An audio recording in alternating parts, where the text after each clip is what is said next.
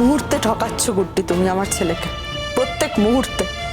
জিৎ তো দেখে এসেছে অনুজদের বাড়ির সামনে তোমার গাড়িটা দাঁড়িয়েছিল, তাহলে তুমি সত্যিটা আমাদের দুজনের সামনে কেন বলতে পারছো না বলো? তুমি যখন গাড়িটা দেখে এসেছো তাহলে বারবার এইভাবে আমাকে জিজ্ঞেস করছিলে কেন আমি কোথায় গেছিলাম? এই কারণেই জিজ্ঞেস করছি, কারণ আমি জানতে চাই সত্যি কথা বলার ধক তোমার আছে কিনা। আমি চাইলেই বলতে পারতাম সত্যিটা। আমি যতবার সত্যি কথা বলেছি ততবার আমি বিপদে পড়েছি। এটা তো ঠিক, আমি যদি তোমাকে সত্যিটা বলতাম তুমি কিভাবে রিঅ্যাক্ট করতে, তুমি আঘাত পেতে, আমি সেই জন্য তোমাকে সত্যিটা বলিনি। কিন্তু এখন যখন তুমি সত্যিটা জানো, হ্যাঁ আমি গেছিলাম, আমি অনুজ স্যারের বাড়িতেই গেছিলাম। কেন গেছিলে? চারিদিকে এত স্ক্যান্ডাল, এত রটনা, তোমার কাজ বন্ধ হয়ে গেছে, অনুজকে কাজ করতে দেওয়া হচ্ছে না, তারপরেও কেন গিয়েছিলে? কি হিসেবে? কিসের এত টান? শুধু মানসিক টান নাকি তার চেয়েও বেশি কিছু? গুড্ডি, জোরে কথা বলছো কেন তুমি আমার ছেলের উপর? এই, তোমার কোনো অধিকার নেই আমার ছেলের মুখের উপর এইভাবে চিৎকার করার। কিসের জন্য চিৎকার করছো তুমি? কি ভুল বলেছে জি? কোন কথাটা ভুল বলেছে আমাকে বলো? আর যদি ভুল বলেও থাকে সেটা তো আঘাত পেয়ে বলেছে। দিনের পর দিন তুমি আমার ছেলেটাকে আঘাত করেছো। আমাকে বলো একটা কথা, আমাকে বলো, তোমার যদি অনুজের সঙ্গে কথা বলারই ছিল তুমি সেটা যুধাজিতের সামনে বলতে পারতে না? কেন নিজের স্বামীকে ছাড়া তুমি ওই বাড়িতে গিয়ে অনুজের সঙ্গে কথা বললে? কেন বললে? কি কথা বললে বলো আমাকে, বলো। চিৎকার করছে। অনুজ চ্যাটার্জি একজন ইন্ডিভিজুয়াল, আমি একজন ইন্ডিভিজুয়াল। ওনার সঙ্গে আমার কোনো কথা থাকলে আমি কেন তৃতীয় ব্যক্তিকে পাহারা দেওয়ার জন্য নিয়ে যাব? এই কথাটার আগে উত্তর দাও আমাকে। কারণ তোমাদের সম্পর্কের মধ্যে অনেক কিছু ঢুকে গেছে এখন। তুমি যদি আমাকে সঙ্গে করে নিয়ে যেতে গুড্ডি, তাহলে কিন্তু লোকের চোখে ব্যাপারটা অন্যরকম দাঁড়াতো। লোক কিভাবে সেসব কিছু ভেবে আমি কাজ করি না যুধাজিৎ। আমার কাছে বেশি ইম্পর্টেন্ট আমি নিজে কি ভাবছি, আমার মনটা পরিষ্কার আছে কিনা। আর যে কোনো কথা আমি তো অন্য কোনো তৃতীয় ব্যক্তির সামনে নাও বলতে পারি। সবসময় যে একজন তৃতীয় ব্যক্তিকে সঙ্গে করে নিয়ে গিয়ে কথাগুলো বলতে হবে তার তো কোনো মানে নেই। হ্যাঁ হ্যাঁ, তোমার আর অনুজের ব্যাপারে আমি তো তৃতীয় ব্যক্তি বটে। যুধাজিৎ, তুমি ভুল বুঝছো। শুধু শুধু রাগ করছো, শুধু শুধু আমাকে ভুল বুঝছো। আমি তোমাকে কথাগুলো এভাবে বলতে চাইছি না, আমি এভাবে কথাগুলো বলছি না। একটু ঠিক করে বোঝো আমার কথাগুলো। তুমি কি বলতে চেয়েছো সেটা বড় কথা নয় গুড্ডি।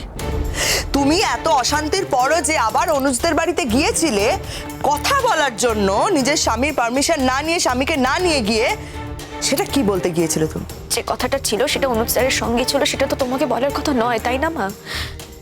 তুমি আমাকে জিজ্ঞেসই বা করছো কেন? জি, শুনলি কি বললো আমাকে?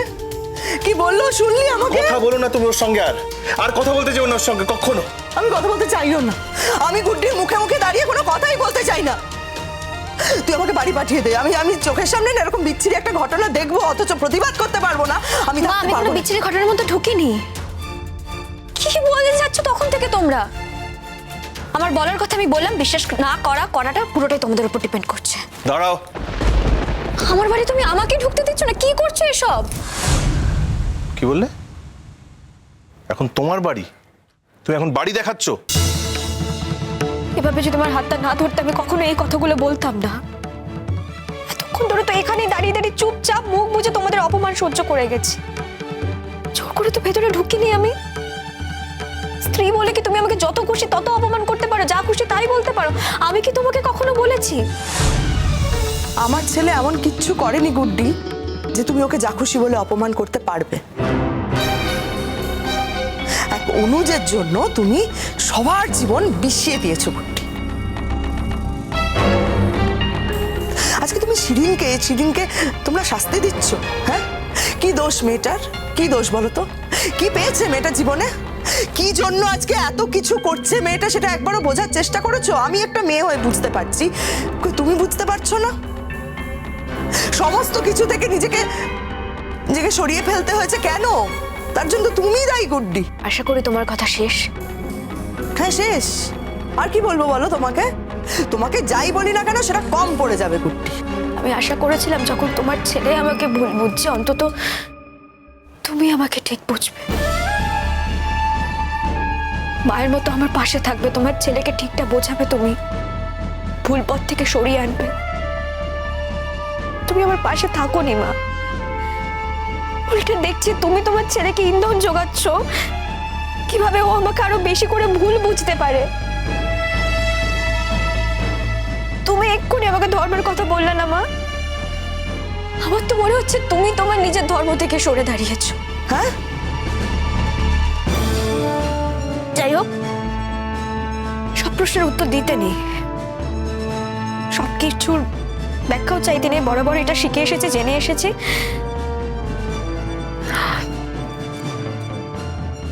আমি এই প্রশ্নের উত্তরটাও দেব না। উত্তর দেওয়ার ক্ষমতা থাকলে তো উত্তর দেবে।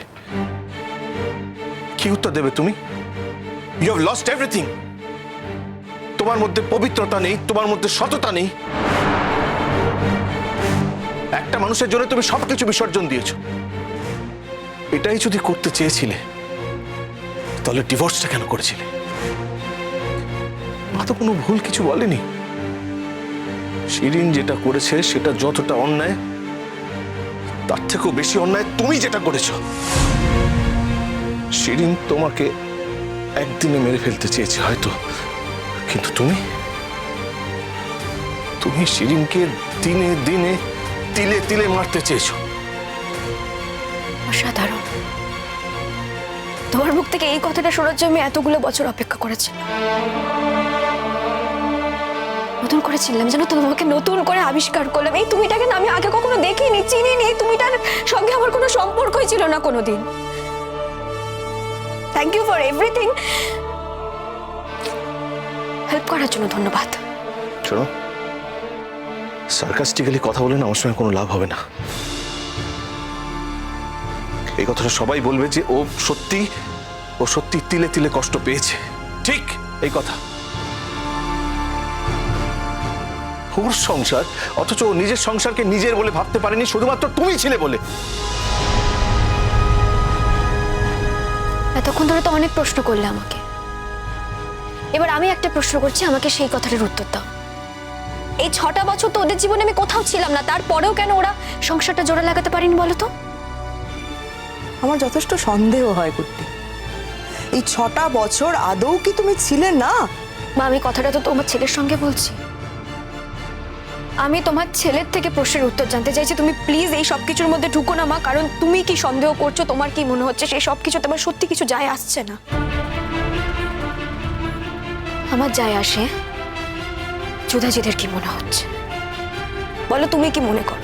তোমার কি সত্যি মনে হয় আমি যা যা বলছি সব বানিয়ে বানিয়ে বলছি, মিথ্যে কথা বলছি? এই 6 বছরে অনুচারের সঙ্গে আমার কোনো সম্পর্ক ছিল না, এই কথাগুলো যে আমি বললাম, আমি মিথ্যে কথা বললাম? 6 বছর পর যখন তোমাদের দেখা হলো তখন তো পারলে না নিজেদের সামলাতে।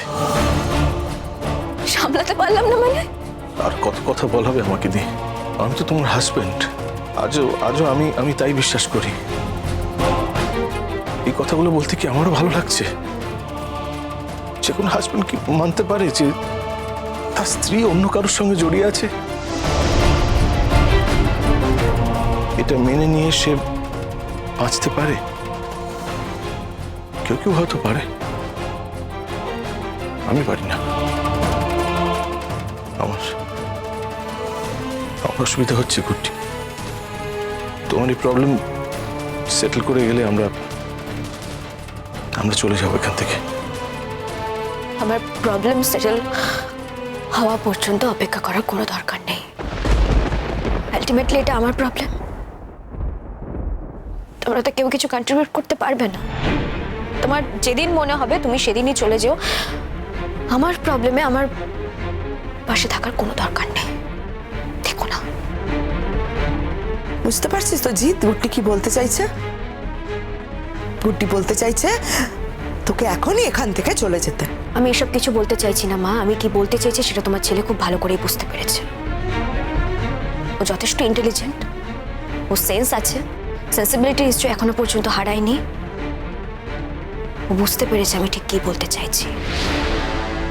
কি যুধাজিৎ, ভুল কিছু বললাম?